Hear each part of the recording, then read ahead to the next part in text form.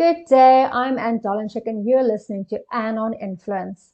In this episode, we're in conversation with Dr. Doug Mattheus and Gordon Muller, aka the Doc and the Guru, both acclaimed marketing professionals.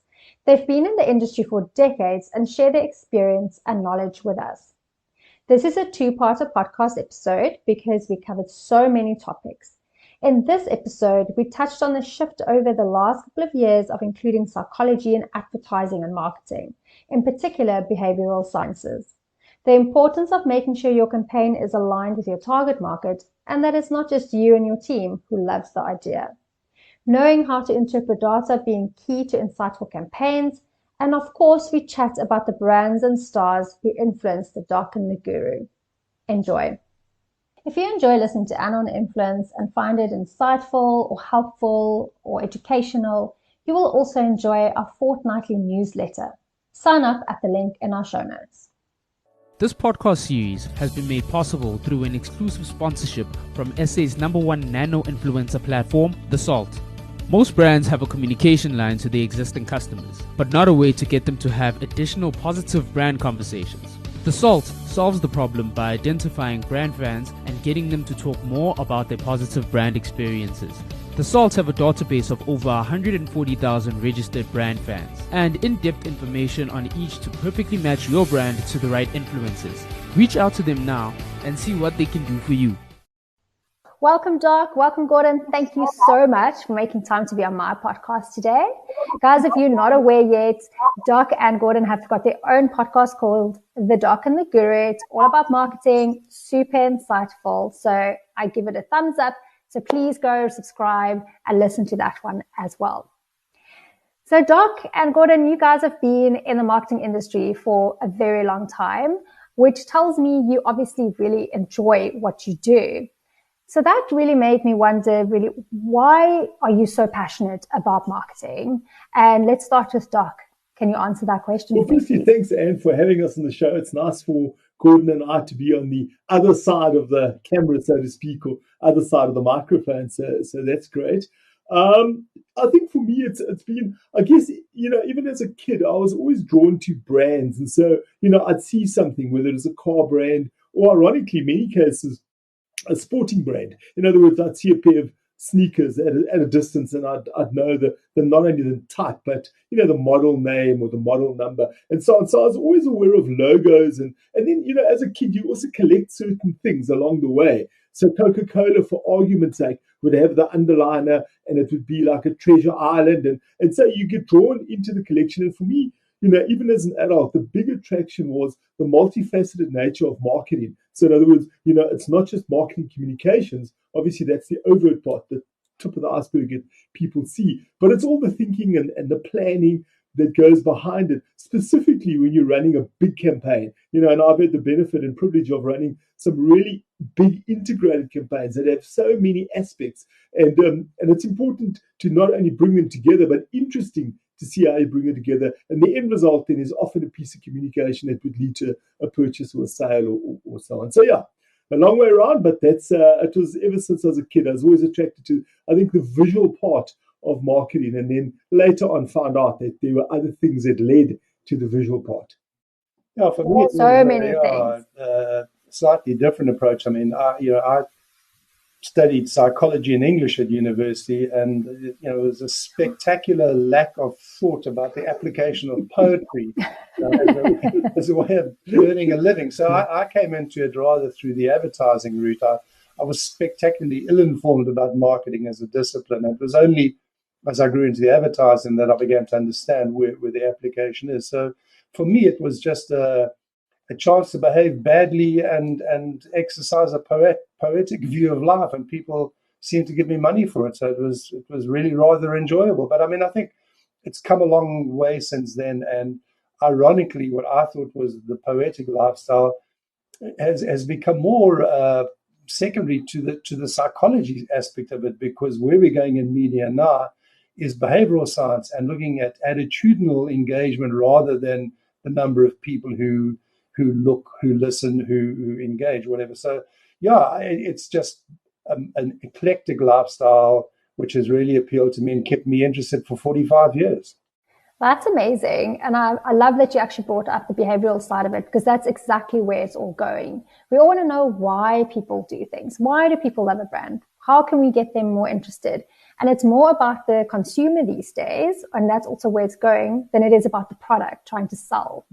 And just, Gordon, if I can, just interestingly, when I was at university 30 odd years ago, the consumer behavior, the discipline, sat within psychology, not within the business faculty, which is quite interesting. So now, I serve on 2 university boards. I kind of do a little bit of part-time facilitation, etc. And as recently as last week, I asked the head of the faculty of the one university, I said, Nadil, just tell me, where does it sit these days? And she said, no, years ago, they corrected that. And they'd moved consumer behavior, why people do this, what do they do and why do they do it, into the marketing faculty under business. But again, you can argue it's that crossover, it's an understanding, Gordon, of psychology. And of late, the behavioral science for behavioral economics, and we can touch on that. But I mean, the principle hasn't changed, from the start of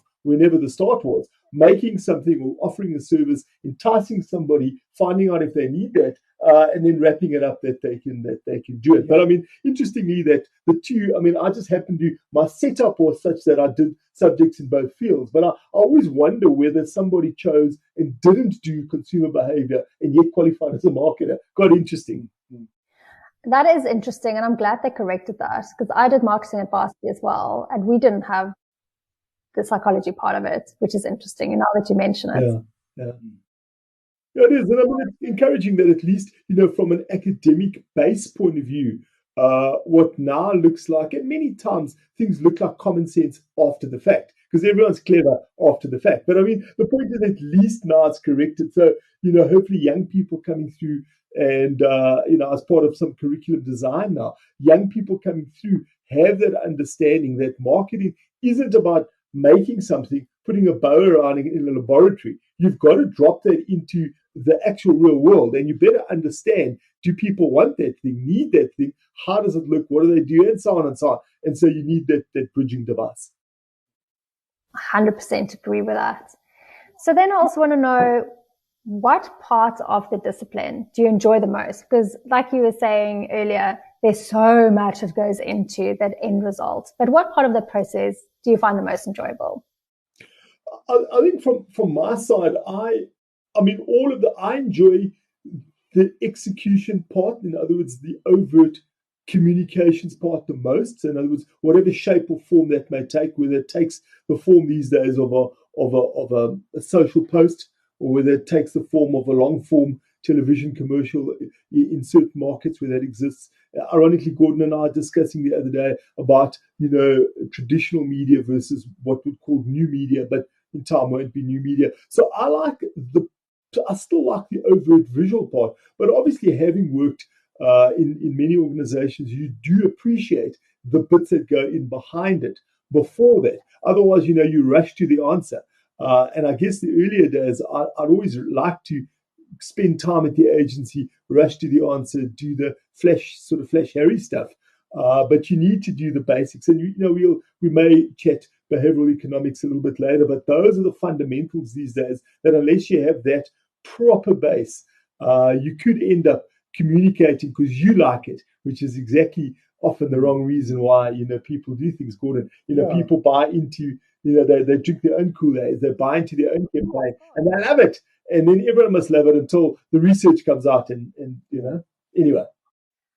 I'm sure both of you have sat in boardrooms and there's like 10 people in there and everyone's just like, this is amazing. This is what we're going to do. And you just kind of have to take a step. It's like, have we done any kind of research? Just have some insights. Is this actually true for the people we actually want to reach? Because to your point, we all drink our own Kool-Aid and think it's freaking amazing. Yeah, of course, our work is amazing. Yeah, it is. People in the boardroom who like your work, for me, is actually problematic. I as a benchmark, would want at least one person to be nauseated by it, because if two people in business constantly agree on everything, one of them is obsolete. So you want to annoy at least one person out of 10. I don't think you can get by. But for me, I approach marketing always from the media angle. That's my lens. That's where I've been. And as a discipline, what I enjoy is that it's multifaceted. So when I was a child, I was always fascinated by things called paint by numbers. You've got a little piece of paper with numbers, and if you put the right colors on the piece of paper, then you ended up with the Sistine Chapel, which is kind of interesting. And I think now media is very research driven, and we're just churning out millions and millions of bits of data and big data, which in and of itself is incredibly dull. But if you apply a creative interpretation to the numbers, you can end up looking at a spreadsheet and recognize that it's the Sistine Chapel. So it's that kind of intrigue for me that I enjoy. I love the multifaceted nature where it's numbers are not literal. I mean, media, when I came into the business, 1 and 1 equals 2. Then, all right, well, that's okay. It's rather dull. But if I discount and I do things properly, then 1 and 1 might equal 3. But I think more and more we're in the business of 1 and 1 equals magic, and that's the beautiful part. Yes. The 1 and the 1, the disciplines have to be mastered numerically, but the magic comes from wherever it comes from. I love that analogy, actually. And I remember paint by numbers. As a child, I did them often. I thought I was such an artist. And you realize, no. And that is why, some of the worst artists in the world inflict their art upon us, because their mothers put their paint by numbers on the fridge and led them to conclude that they were marvelously creative. So, folks, please do not put stuff on fridges with fridge magnets. It leads to utter despair. Oh, that's funny. Yeah, look, I wonder if there's any parents out there who has the heart to tell their child, no, this is going in the bin.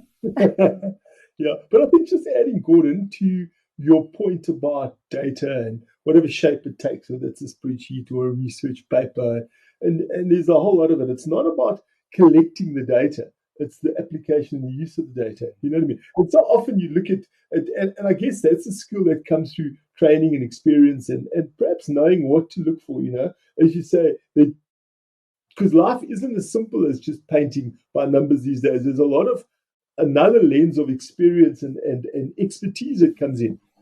And that's why, many people think they're marketers because they bought a pair of sneakers and a pair of jeans, and they think it's as simple as that. Whereas if you look at, Gordon, what you're saying, if you have data and real data, but you actually make the effort to understand the data, because I've also worked in organizations where we were collectors of data, but we were just too lazy to work through the data. But we always felt better because we had a thick report, but the work came in. The sort of grind came in going through the work, not the exec summary, going through the work and then coming out with an outcome. And what are you going to do with this report, with this set of data? So, yeah, absolutely. And I mean, as you say now, hopefully a lot of modern day marketers, if you look at the intersection of modern day marketers, of data and big data and science and behavioral economics and psychology and all of those things, there's lots of things on the go. But hopefully now they've taken all of that into a melting pot and can use it for the better, otherwise don't do the exercise. Otherwise you end up being a collector. Yeah. 100%. And I think so many organizations are collectors still. And I think part of that problem is you need to know what you want solved. What's that question you want to solve? And I think a lot of brands also struggle with what am I actually looking for in the data? Mm-hmm. And that's also the good starting point right there. Just on the point of questions, what's the question that needs to be answered? Again, for me, is part of the equation. That's the 1 + 1 = 2. If you want to do the 1 + 1 = magic, then you've got to start interrogating, are you asking the right question? And I think we need to spend more time looking at the question itself and say, okay, this is perhaps the wrong question. That was a good question 10 years ago. It's not a good question anymore. And I think that's not enough time is spent on articulating or formulating the questions. We're spending too much time trying to come up with the correct answer to a given question. So I think, for me, and if there are, sort of younger listeners, viewers, it's if you really speak to my wife. I've been with the same woman for 52 years now. Okay, so it's very difficult to keep her entertained, and I do the same things every day, so I get bored and unmanageable. So I need to know that if I go and do something, I'm going to come back out energized, interested, and alert, because I'm going to have to, keep her interested and alert in me as well. So it cannot, I think every day when I get it, I thank, my creator that I'm not a proctologist, because my worldview needs to change. Right? I cannot look at the world through the same lens every day. And that's the beautiful thing about media. If you want the lens to change, join media. Hashtag no filter. That's how this podcast is delivering real down-to-earth stories told by real people. For an influencer campaign that takes brand conversation to everyday real-life situations, go check out theSALT.co.za. They are the undisputed experts in real influencer marketing. That's actually very true. And I love that we have to interrogate what those questions are to get the different answers to actually solve the right problem. So I absolutely agree with that. I think the other side, though, Gordon and not everybody, and I think your point, Gordon, is valid, as maybe as harsh as it sounds to the 5-year-old with a colouring in on the fridge. In adult life, too, that is true. In other words, not everybody is a marketing magician. Now, just because you've got the job and you've got the accolades and your parents or your spouse tells you that doesn't make it so. And so often you need to have that honest view, and it's a tough one because, once you've reached that CMO exec type level, you should have acquired the skills and all the rest of it. But what you're talking about, Gordon, is that stardust, that little bit of extra. You take two people, they can have whether it's the same set of data, they can look at the same event, they can do whatever they want to do, and yet the one just constantly outperforms the other because there's some other thing, whether it's the ability to bring the team together. And I say the internal and the external team, bringing the creative guys in, bringing the digital guys, the old school, what I'd call old school PR, today's transformed, the media guys, that little bit of magic. Sometimes it's at half a question that you've asked or that seed that you've planted, but you must have the innate ability to do that, because otherwise you'll be an okay, maybe sometimes a good CMO, but you're not going to ever be the top of the pops in my view. And again, you see that, and it's almost one of those, it's like that magic factor, Gordon, you see on a sports field. Somebody's just got that X factor, and they just somewhere, when you least expect it, they pull something out of the bag and you say, wow, I can't believe they did it. And the same is true in business, and often it's those margins. You need that marginal gain to make the difference. I agree with you. I think some people just have an innate ability to see things differently to other people, and they make amazing marketers. Yeah. But just to come back to your rugby analogy, and I think the beautiful thing about rugby is there's room for everybody. I'm an old front row forward. Quite frankly, the prospect of running 50 meters down the try line and scoring a try is nauseating. It's not my job. And just running in general for me. Bashing into people, was more my thing. But that's the beautiful thing about advertising. There's a role for everybody. Not everybody's got the magic. I can count on one hand the magical people. I've had the privilege of working with people like Robin Putter, the late F.K. Muller, who was my mentor. These guys had an ability to see way beyond my own understanding. But that doesn't diminish what I do. I know, and particularly in media, we've always been children of a lesser God. I know that. It's all about the creative, and that's okay.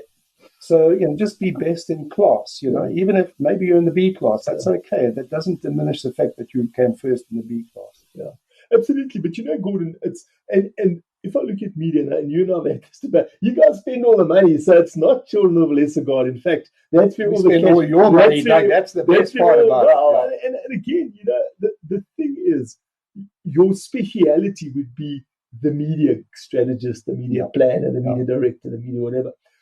But where the value sits is if you can look up and you can scan that field, and you've got an ability not to go and do the creative necessarily, but have a view on it, provided the culture's right. In other words, that's what I'm saying about these big campaigns. You're managing egos a lot of the time because the ECD is the ECD. He's not going to be told by the media guy how to make the campaign. That I can tell you. And so as the client, though, it's a question of bringing everybody in, creating that safety net that you allow people, but it's got to be skills-based. No, you can't just start shouting because you've got an opinion. I need to know that when you say something, It's based on something, a track record, history, a success rate, something. But then I'll say, but Gordon, what is your view on this? Your primary job is to scrum. It's not to take the drop kick. So I'm not going to ask you to take the drop kick, but I'm going to ask you a view. You may just give me one snippet of saying, but in this play, I looked up, there was a slight gap. Do you think you could do that? You know what I mean? But you can't do it, because otherwise it becomes opinion-based. Everybody starts shouting about things. And that's often the criticism of marketing, is people start saying, well, it's just an opinion. But I'm saying you've got to find the science. But the great part of encouraging that magic is to ask people to just have an educated view on something else. It isn't their core skill. But if they can give me that 0.5%, that's often the gain you need. That's often the difference. But I've managed to annoy pretty much every generation of students that I've lectured for the last 50 odd years. It's my instinct as a school teacher initially, but is to start my lectures by saying, in this class, you're not entitled to your own opinion. What you are entitled to is your own informed opinion. And in media and advertising, the difference between an opinion and an informed opinion is called margin. Okay, if you have an informed opinion, you can charge more for it. It's not just a nice to have, it is an actual value-based commodity. So stay informed. And coming back to my earlier point, every day is an opening night. You got to start again. There's something new, and if you always believe that you're going to learn something new tomorrow, you will never be afraid to share what you know today. It's just that simple. So let's talk influencer marketing.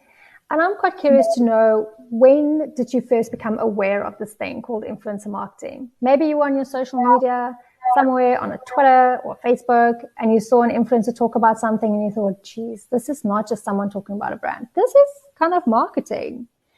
And what kind of format was that? What was your initial thoughts on it?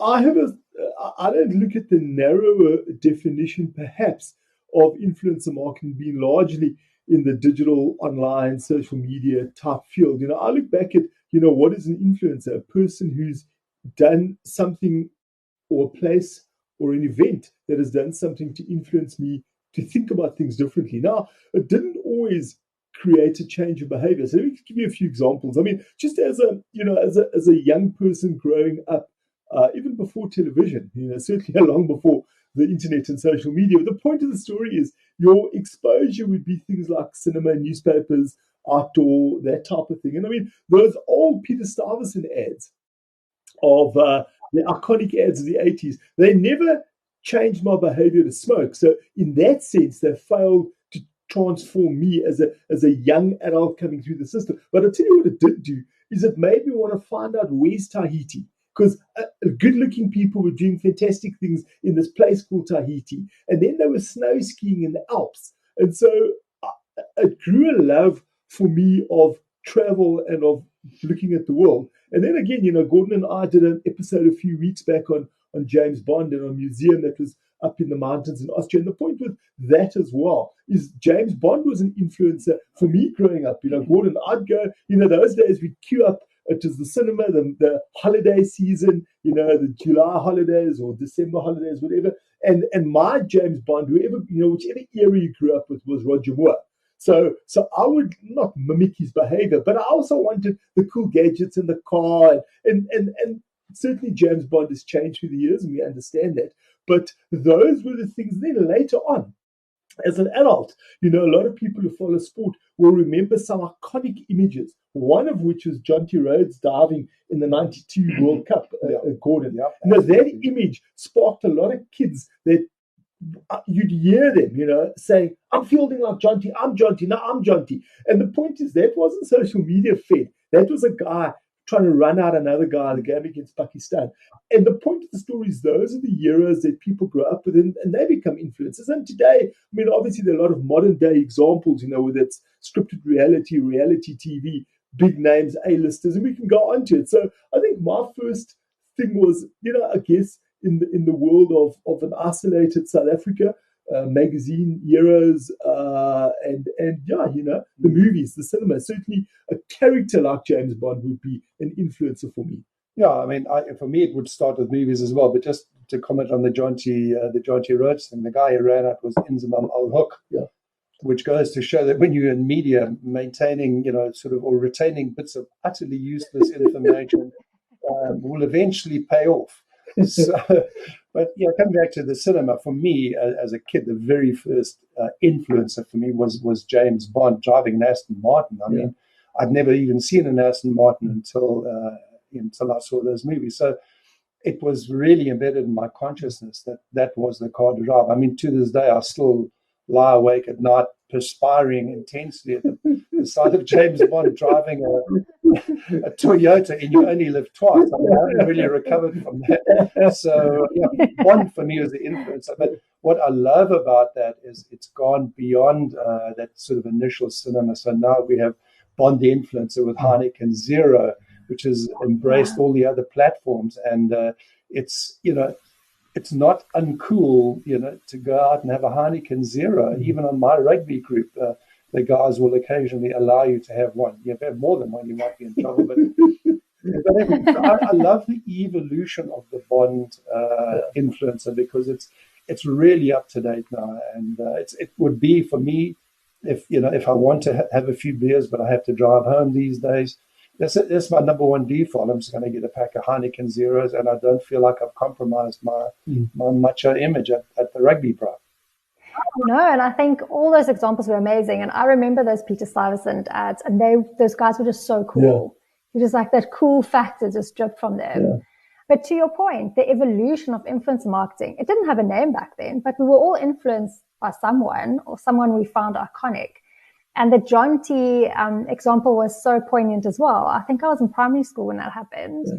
And I saw, when you said that, I conjured that image up in my mind. And everyone knew who he was, and he was this amazing hero. So I think that evolution of, we didn't really have a name for it. And back then, brands would kind of attach themselves to these iconic heroes, whether they were celebrities, sportsmen, and they would give them a bit of their product, or they want to use it, and they put them in ad campaigns and billboards. And that was that association of influence marketing. My hero is drinking this drink, I'm going to drink it too, like James Bond. Yeah. And now these days we just have a name for it, and we've got all these different iterations of it, whether it's a nano influencer like you guys and me, just talking to people about things we're really passionate about, whether it is the reality stars, whether it's someone that's just got a really good gift at taking beautiful videos and pictures on Instagram. That's all that iteration. That's now, I suppose, people have an access to a world of peers these days to be influenced with. Yeah, and I think you've talked about some of those brands, and going back to the 80s for me, Pepsi was at the forefront of that kind of personality endorsement. So influencers there in the initial phase were these superstars, Michael Jackson, Shaquille O'Neal. I mean, all those guys were in a different kind of league. I think what's interesting now is, as you say, there are nano influencers, micro influencers. You don't have to be Michael Jackson to have an impact somewhere in a marketing campaign, which I think is really intriguing now.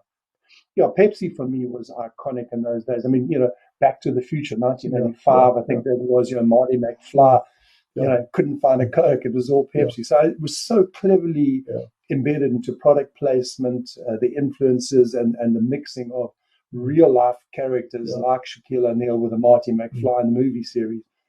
Fabulous. Pepsi had the privilege of working on Pepsi when they came into South Africa in the 90s. And it was just incredible to see how that culture was embedded in the thought process, really innovative. And I think that brings it back to the behavioral sciences, right? Absolutely. We're not only influenced by celebrities or sports stars and movies. We're also influenced by niche experts who's just sharing their expertise on social media or in real life. And we're also very much influenced by people we see every day, our family, our friends. We really value their opinions. And I think that's where it's all going. It's saying, if I want to upgrade my phone, I'm going straight to people I know, and I'm very close friends with a tech journalist. She's usually the first person I DM. I'm like, I want a new phone. Which ones do you recommend? And I usually go with a recommendation, which makes her that niche expert. But I'll also ask my family, what experience have I had with this brand? Yeah.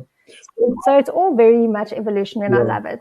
I love this industry. And I think it's an aggregation. If you look at, you're talking about, people who don't walk around with the title saying an influencer. They just your family or your friends or whatever the case. But you go to them because they've got a specific sort of ability. So for argument's sake, if you look at some of the reality TV programs that are slightly educational, or you can get something out of them, things like the cooking programs, MasterChef or My Kitchen Rules or whatever the case may be. Now, I'm not a great watcher of those particular programs, but I can at least accept the fact that, there's a skill, there's a recipe sharing, there's something. And then there's invariably from the television a pull down into digital. I can my dwell time's different. I can pull down and do stuff. So that's, that to me is quite a valuable way of sharing info. As is, booking sites. If I look at aggregator sites, if I want to book a hotel, I'd probably go into TripAdvisor or booking.com or something. I don't always necessarily choose what is there, but at least I give myself the chance of looking at it. And like, I guess many people, but certainly I do, I want to buy the messenger before the message. So do I believe these people? Who are these people? Now, I don't know them. I just look at, if you've got 3 reviews versus 300, excuse me, in terms of volume, I want to look at the quality, what type of, and so on and so on. So at least now I have the opportunity to be immersed in a world of many different opinions, where it's not just George Clooney standing on the shores of Lake Como saying buy Nespresso, which is an amazing thing, because I would never have thought. I'd be very curious to have seen that pitch, Gordon. Imagine you in Nespresso and you pitching to George Clooney, who doesn't really need the money, is standing on the side of the thing, and the ads aren't bad. But I mean, the point of the story is, and the influencer, why do it? You know what I mean? Like any of these A-grade guys, why did you do it? So it'll be interesting. But I mean, the point I'm making, and you make, is the influence is all around us. It's just a question of how we absorb it and use it. I think it's the super influences that we are more sort of conscious of. But I was just kind of reflect in our discussion on, some of the lesser lights, I mean, Dr. Tim Noakes, he's done more for meat consumption than Tyrannosaurus Rex did. I mean, it's like unbelievable. But to the best of my knowledge, he's not being specifically financed by anybody. So it intrigues me that one person who is not in the limelight, so to speak, can have the massive impact he's had on dietary practices. But I think that to a large degree is the mobility of the mobile phone. So in the past, I had to be in the cinema to be influenced, or I had to be watching television. Now I can just be sitting in a quiet moment, deciding in a restaurant whether to buy a big, fat blueberry muffin or a vegan, horrible, skinny thing. I mean, so it's appalling. He's actually ruined my entire sort of spontaneous reaction to food. Sorry on you. That's hilarious. Please. This podcast series has been made possible by theSALT, the influencer company that turns influence into affluence. In the same way that information is presented in this podcast in a relatable and authentic way, theSALT gets your customers to tell their real brand stories to their community. Go to thesalt.co.za to learn more about how theSALT can help you grow your business.